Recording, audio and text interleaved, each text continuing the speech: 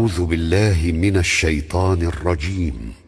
بسم الله الرحمن الرحيم. وإن من شيعته لإبراهيم إذ جاء ربه بقلب سليم إذ قال لأبيه وقومه ماذا تعبدون أئفكا آلهة دون الله تريدون فما ظنكم برب العالمين فنظر نظرة في النجوم فقال إني سقيم فتولوا عنه مدبرين فراغ إلى آلهتهم فقال ألا تأكلون ما لكم لا تنطقون فراغ عليهم ضربا باليمين فأقبلوا إليه يزفون قال أتعبدون ما تنحتون والله خلقكم وما تعملون قالوا ابنوا له بنيانا فألقوه في الجحيم فأرادوا به كيدا